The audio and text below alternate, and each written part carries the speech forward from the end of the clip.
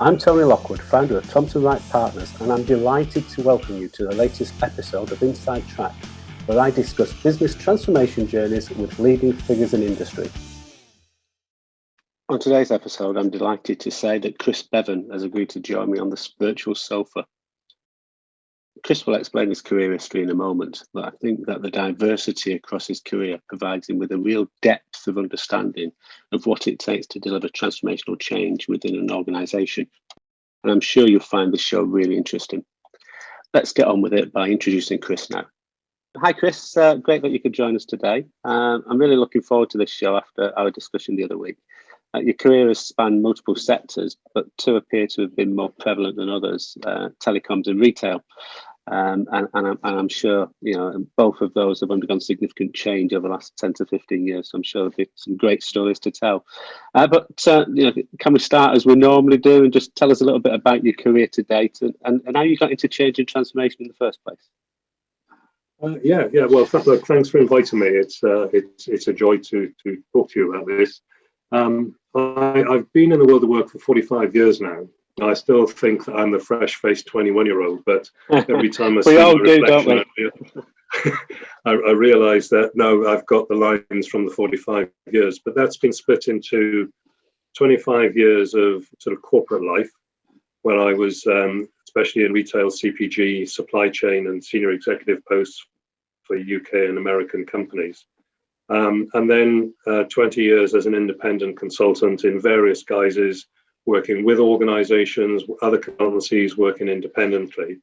And what I've done is worked with the areas I've worked are really Europe, UK, and the US.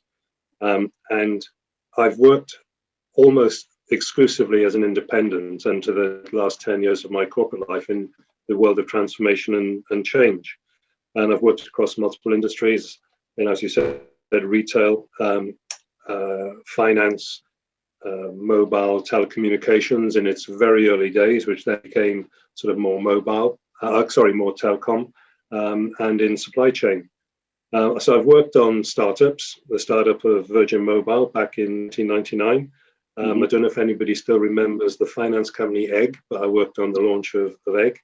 I also worked with brands. I was in Egg. Yeah. I was in the startup phase of Egg as well, which was very spooky.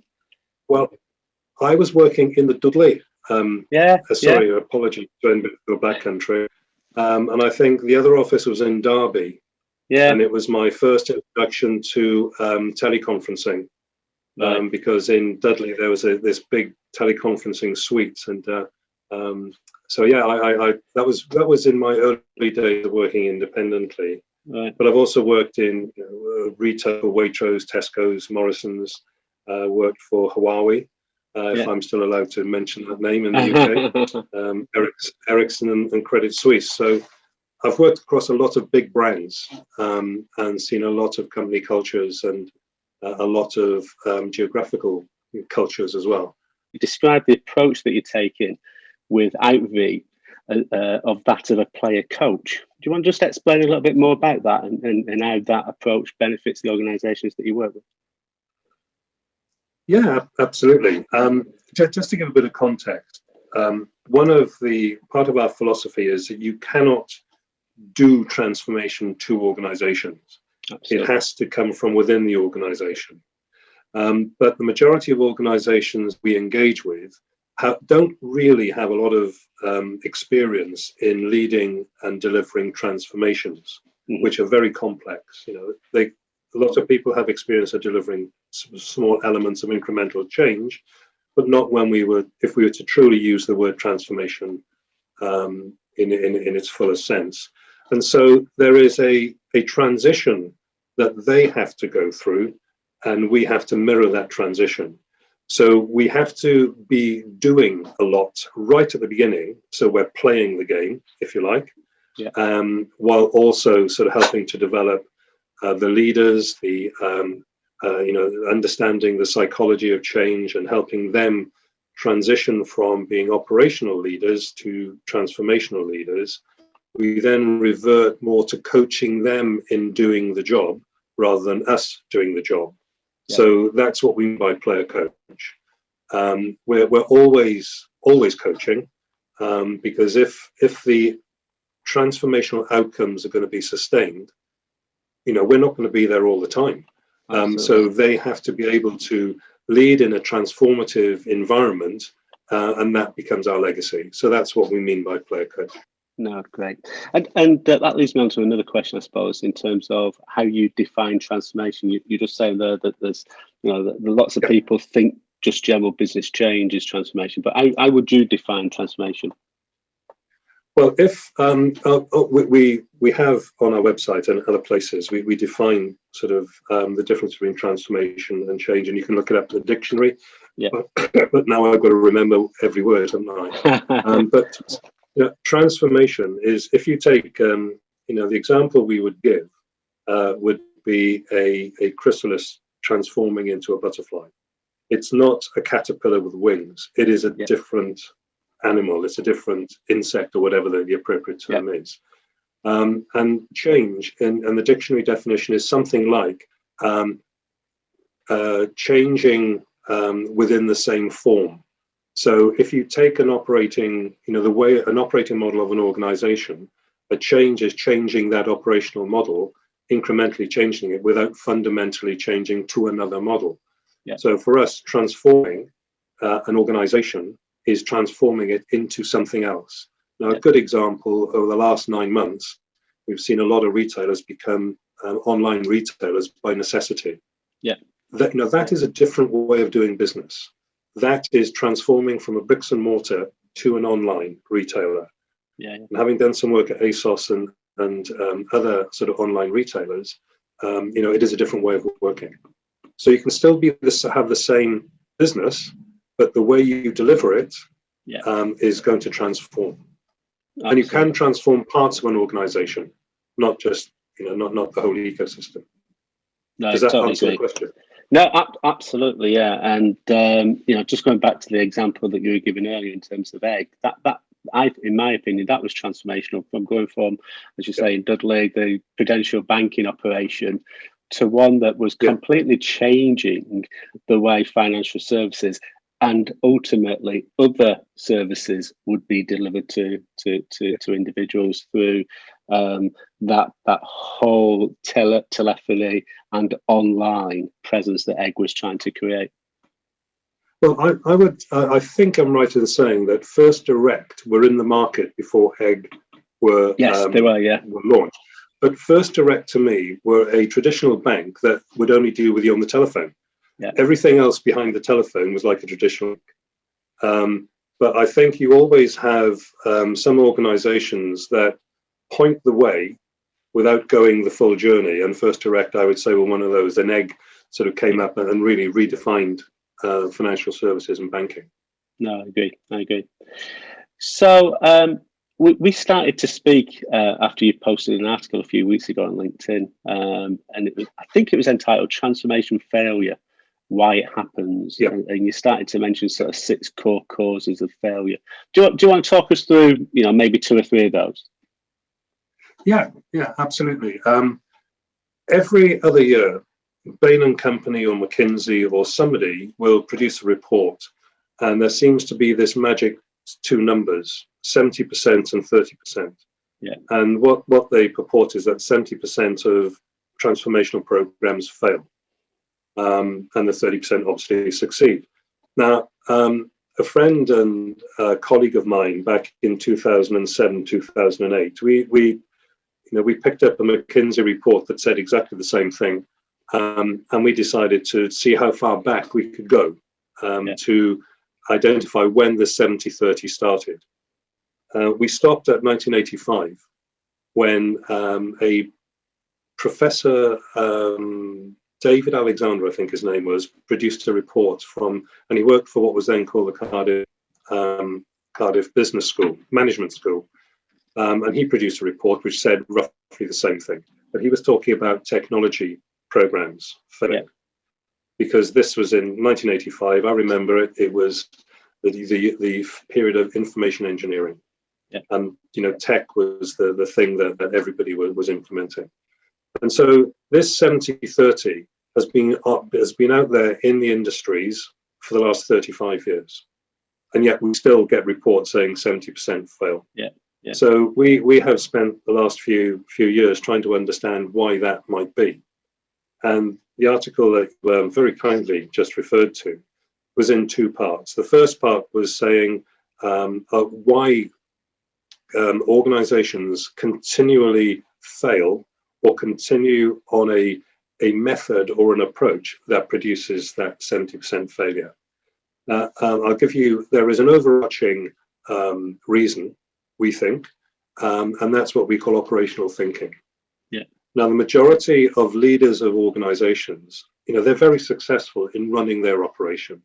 They have gone up the ladder of the industries that they're in, maybe in different companies, but they have gone up built their expertise in certain functions, running an operation.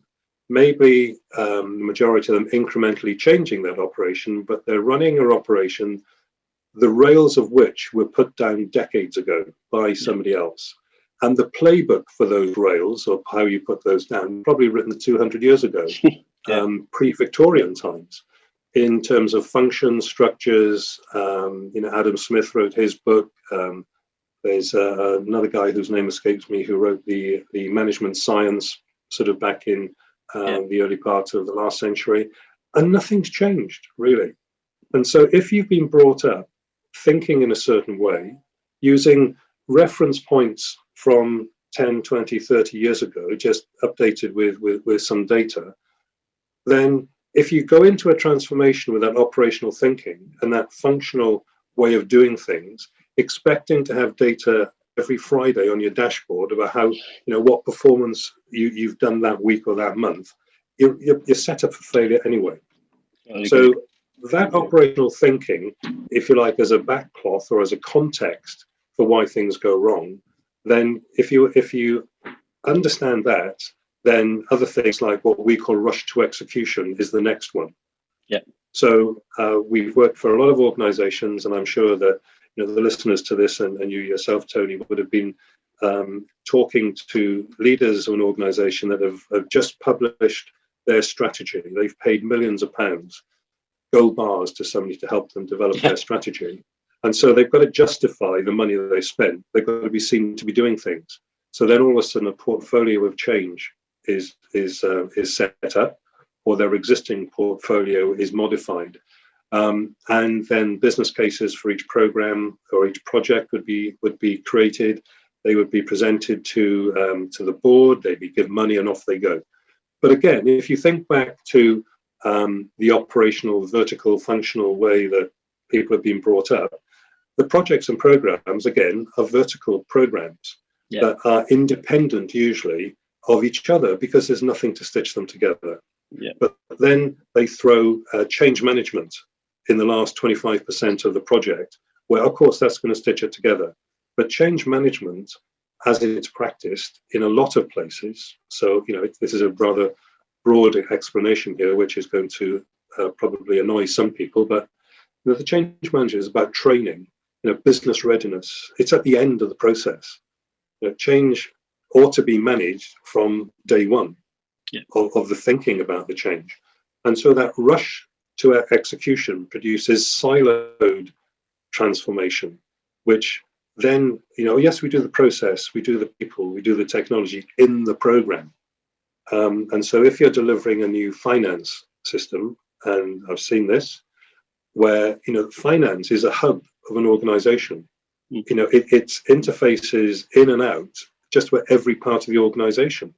If you haven't really addressed that sort of horizontal sort of interface in and out, it doesn't matter. The finance system isn't going to deliver what you wanted it to deliver.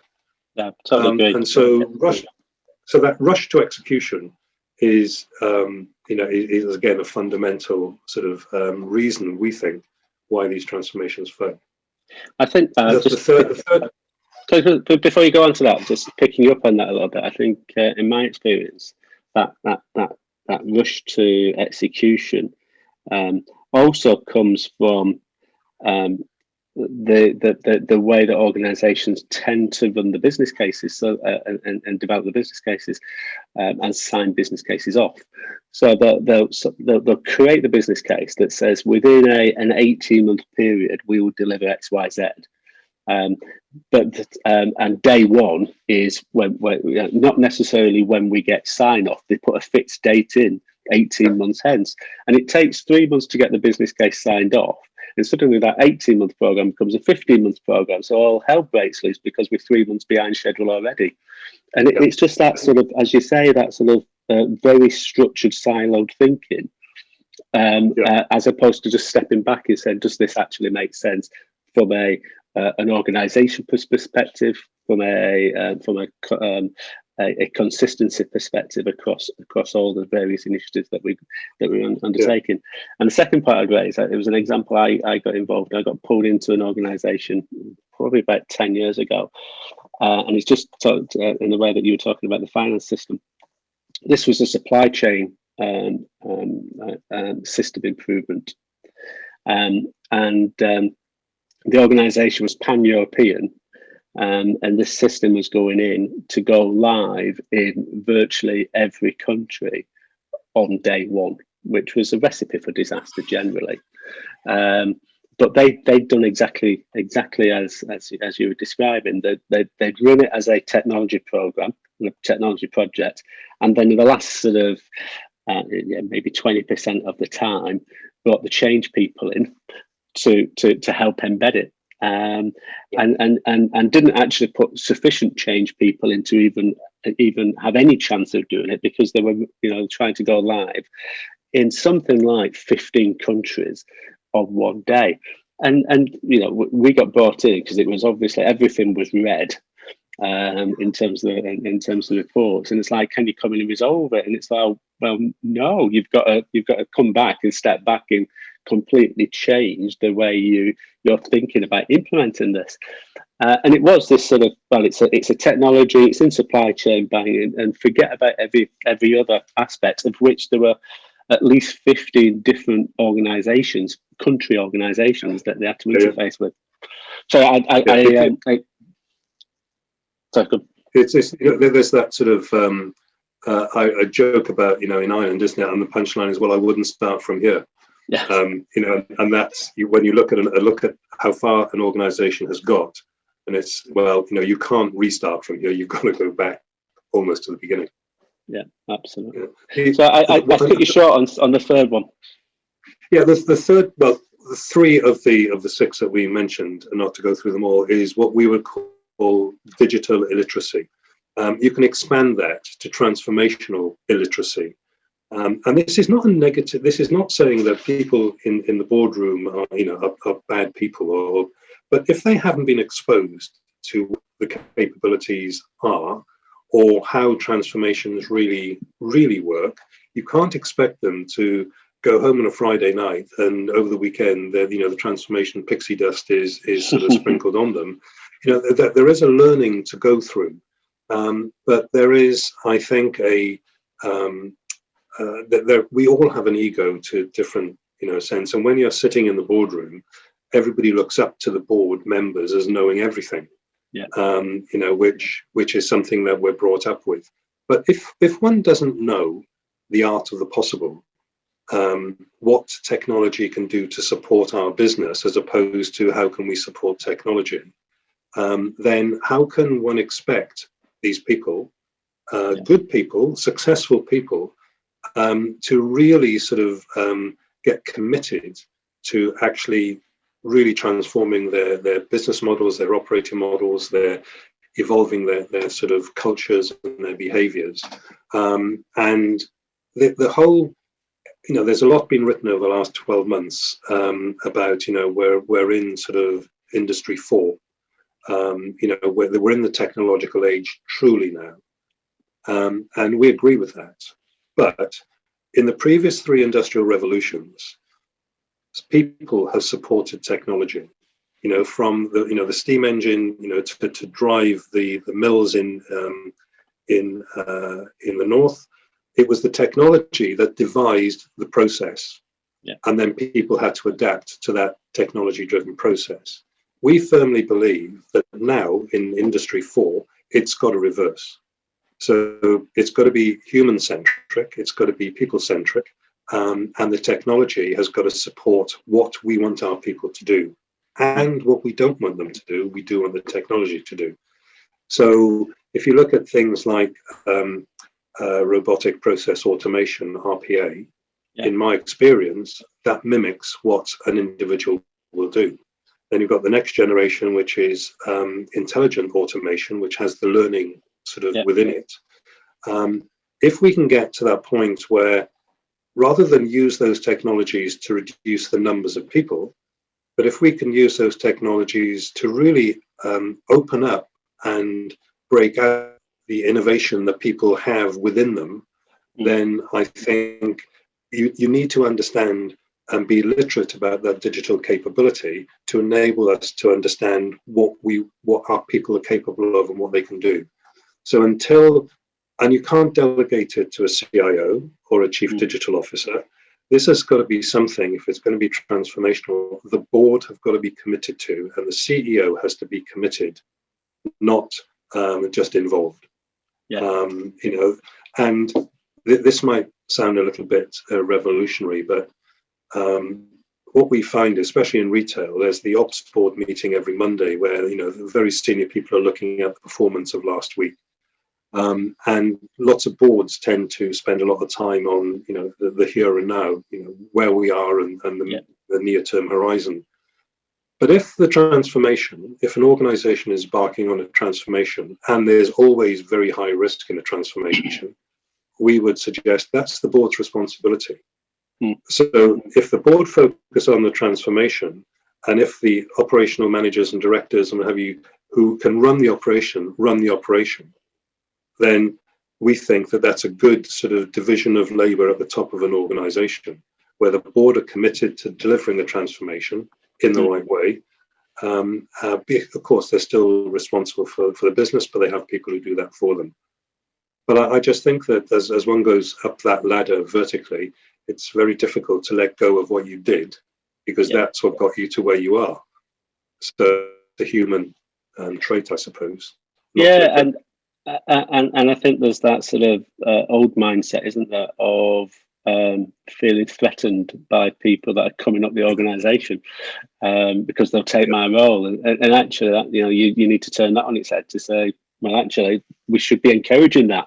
We should be encouraging as much innovation within the teams and allowing the team to develop and to come up with radical new ideas, because actually that will help me to be the best leader, or to lead the best organisation out there in our individual sector. So it's a mindset change for lots of people, isn't it? Yeah. Well, again, we have part of our philosophy is you have to think differently before you can behave differently, before you can do differently. Yeah. And so that thinking differently, what you've just described there to me is, and you use the word leader, and I think that I agree 100% with that. But a lot of our senior people that have the label leader are actually still senior managers. Yeah. So they manage people managing activity. And it's more sort of directive rather than collegiate and collaborative. Yeah. But I absolutely agree with you. Who do you think is getting it right, or getting it? Who do you think are the organisations that are better at doing that type of thing? Do you know of many? Well, I would say that there are lots of startups at the moment. Yeah. There are lots of native, sort of e-commerce companies that are getting it right. Yeah. Mainly because they're not encumbered by that sort of 200-year-old sort of playbook.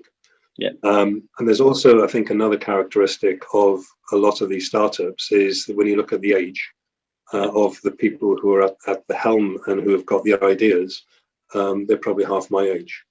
So does that lead us to think that for the more established organisations, then they've all probably the most effective or maybe the most successful way of driving that type of transformation is to create a spin out and almost leave the legacy and create something new in the way that Egg did in going back to the example earlier. Well, I think that there's got to be a reason why. Why are we doing what we're doing? And it's got to be more than just because I think everybody else is doing it, or it's a fashionable thing to do. And so, if to get to what you're saying, I would say that you have to be clear about the why. You have to develop the strategy that supports that why. And there is also something that we call the organizational truth.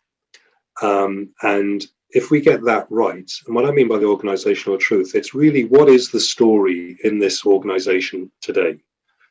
And there is always, without fail, I've really dug a hole for myself here now by saying that, there is a gap between what the people at the top of the organization see as the truth and what the people sort of at the coalface see as the truth, and something in between. And unless there is that consistent understanding and agreement of what the truth is, then it doesn't matter about the strategy, it doesn't matter about the why. People have got different perspectives. If you've got that right, then I think one of the things we would promote, where it's appropriate, is what we call the new co sort of approach, which is almost what you're saying. Sort of build the new co in parallel with your old co, if you're still with me, and that's your business as usual. And at certain points, the new co can feed into the old co to stimulate that change. So I wouldn't say it's black and white, that you build a new co and then you close down the old co. You could be building the new co as your incubator. You're developing innovations and MVPs and all that sort of stuff, but then you scale up into the old organization because you've got the infrastructure and the people there. So as a concept, we would agree with what you proposed, but how it would play out would depend on the circumstances and the context of the organization and what it was they were trying to do. But I did quite a lot of work in local government. I was involved in an educational charity, and I'd sit at committee meetings and thinking, this is just not fit for purpose. Not the meeting, but the local government environment. But we're never going to change it, because what it would mean is exactly what you said. We need to build a new one in parallel, and then switch over from the old to the new. No politician is going to sanction that and sort of pay for that. But that, I think, is if you're trying to build a new business and a new way of doing it, it has to be the way to go forward. Yeah, I think just going back to that local government, my experience of government and local government in particular is that they maybe attempted that type of approach, but in terms of the execution, got it wrong when they went through the massive outsourcing cycle, probably 10, 15 years ago, and some very large what are very large organizations now were created off the back of that. But all they did was just outsource the challenges and the issues and passed it on to a third party to sort out. And those third parties are still running the operations in a very similar way, but with a more of a commercial view. And so they didn't actually get the transformation that they were hoping to get. And interestingly, now a lot of them are now bringing those same functions and same organisations back in house. I think there might be one exception to that sort of national government rule, and it pains me to say it in some respects, but HMRC embarked on a digital transformation, was it 4 years ago? I don't know it intimately, but I would contend that the Chancellor wouldn't have been able to do what he did at such speed last year. Investment in the digital technologies for HMRC hadn't been made and implemented a few years ago. I totally agree with that. Yeah, and you know, they take our hard-earned money, don't they, Tony? So it does grieve me to say it, but you know, then you look at, you know, Department of Work and Pensions and others, and they're still in the mire. But so there is one exception, perhaps, to that sort of public sector rule. So throughout your career, as we've said, you've been involved in lots of different organisations, different programs. Which have you found the most interesting? The most interesting have been where there is a commitment from the top, not just an involvement, because, you know, one can really dive deep into that organisation. If we use the word interesting in the positive sense as opposed to in the negative sense, and substitute the word challenge, Waitrose, for example, was a fantastic environment to go into. But my initial thoughts there were, when I was talking to the various people about going to work there, you know, this was a co-owned business. You know, everybody's going to be really up for it. But what it meant was it was a co-owned business that everybody had a say, or felt they had a say. And so, you know, there was a big piece of work to get proper engagement as opposed to just communicating to people. And I learned such a lot about, you know, the psychology of change and how people think. And, you know, a lot of people used to say to us, a subscriber to the view that, you know, as human beings, we don't necessarily welcome change. Well, I learned through that process, if people understand why they need to change, or why the world needs to change, or their organization needs to change, if they understand it, they may not agree with everything you've said, but they will fall into line, and there will always be the people that won't, but they're the very small sort of minority. And one of the greatest things I learned at the work at Waitrose was that, you know, engagement is not communication. And to get good engagement, you need a dialogue model, because you need to be able to speak to people where they are, and there are different mechanisms for doing that. And you have to find the right one to talk to a certain person or a certain group of people, and actually listen to them as well. So if it's true dialogue, it will go two-way. I was just about to say that. So I was just about to say that it's that all too often you have a communications plan within a transformation process, and it's not a communications plan, because all it is, it's disseminating information.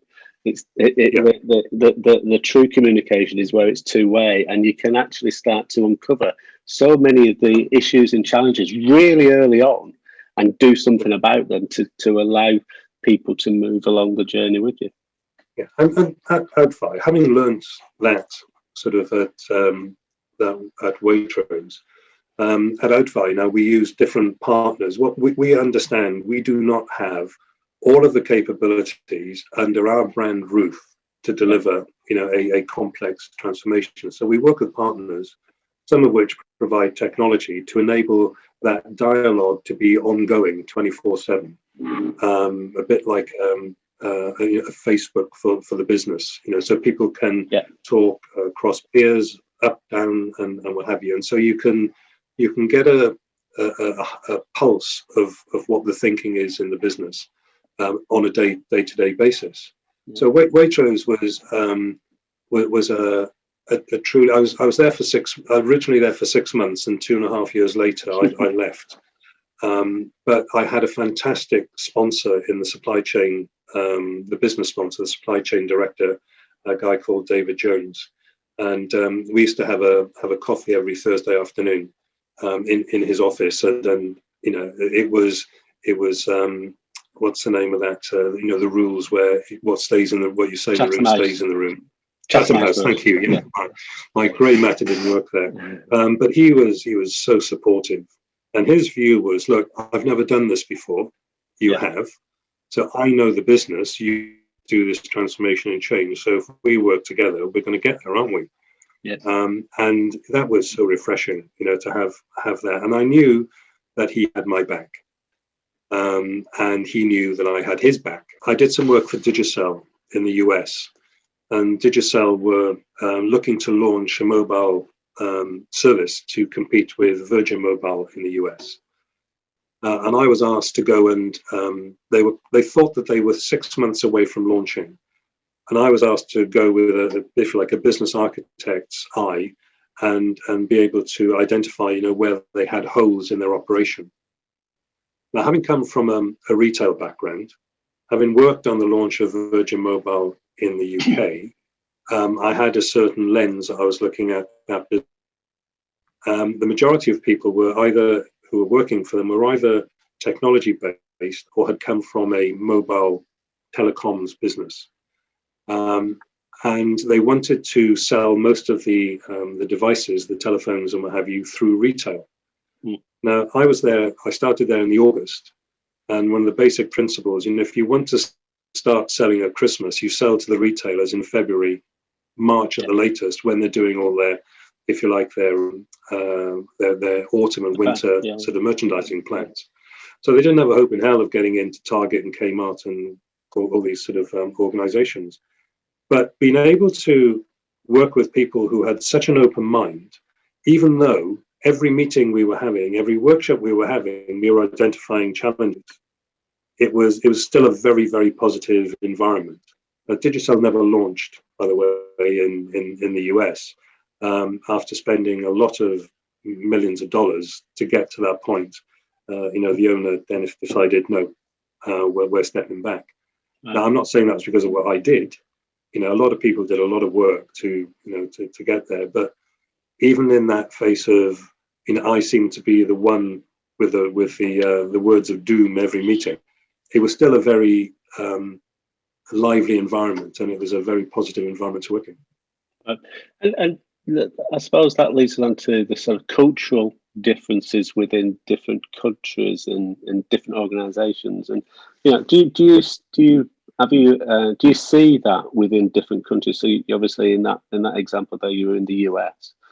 In your experience, are they much more open-minded than a traditional British sort of mindset, or is it down to the individual, or the culture of the organisation that they're working in? Yeah, but I think the cultural organisation is fed by the, if you like, the national sort of culture, to a great extent, and then you have the person who's at the top leading. Then the influence that they have, contributes to that. But I agree with what you said. I think that there is this more open-mindedness in the US. I haven't worked there for a few years, but yes, to me, it always has been more open-minded. They are less risk-averse, but that doesn't mean that it's a pushover. You have to build your case, and it's not always on the numbers. Yeah. A lot of the time, the acceptance is on the potential outcome and the value that outcome can deliver. Sometimes there is a downside in a lack, perhaps, of, you still need discipline, and that's discipline with a small d. Yeah. You need a structure. You need, I would say, more assurance than governance. So you need to have assurance that what you're doing is what you said you would do.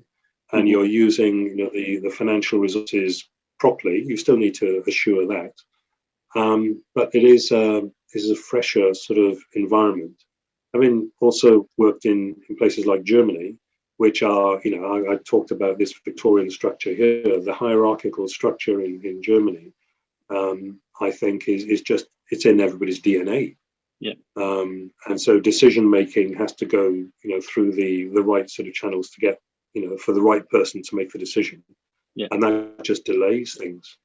And then in France, I found that you have to corral more people. So I'm being very general here, so I do apologize to people who may listen to this in different places, but you've got to adapt to those national and corporate cultures. One thing, I mentioned I worked at Huawei. I made, that was in the UK, and I learned a fantastic lesson there, which was when the people I was working with said yes, they didn't mean yes, I agree. They meant yes, I hear you. Yes. And it took about 2 months for that to sink in with me. But again, that's part of the national sort of culture. It's about adapting your style and your approach to the culture of the organisation and the people within the organisation, and that's what makes the difference, and that's the value that you can bring to an organisation. Yeah. Now we have an approach. We wouldn't call it a method. We wouldn't call it a structure. But there are certain things at a high level we would say you have to do. So if you take a normal sort of cycle, there has to be a strategy of what an organisation is doing. Now that could be on 4 pages. It could be on 40 pages. But there has to be a direction that the company is wishing to go, and that delivers the why. Out of that, there comes the change story. You've got to have a change story, which isn't the strategy. It's an explanation of why you have to move to this strategy. We would then say that you have to imagine what the organization, the ecosystem will look like when that strategy is delivered. And then from that, you've then created it's not, you have to bound in some way, what it is you're then going to go and do, which doesn't mean you restrict, but it means you have a playing field in which to play the game. We then have to go to a design at a high level. The outcome of the design phase would be the business outcomes, the capabilities you want, and the roadmap to deliver it. And then you can create the portfolio to deliver it. Yeah. Now, we would say you have to go through those phases. But how you apply going through those phases is different almost in every organization. But also in taking that approach, you break it down into the first bit. You then have a better understanding of what you need to do for the second bit, or the second phase. So you can then fund it, resource it appropriately. And as you're doing the design, we would always look to be delivering prototypes or MVPs of the change. And then we're testing them.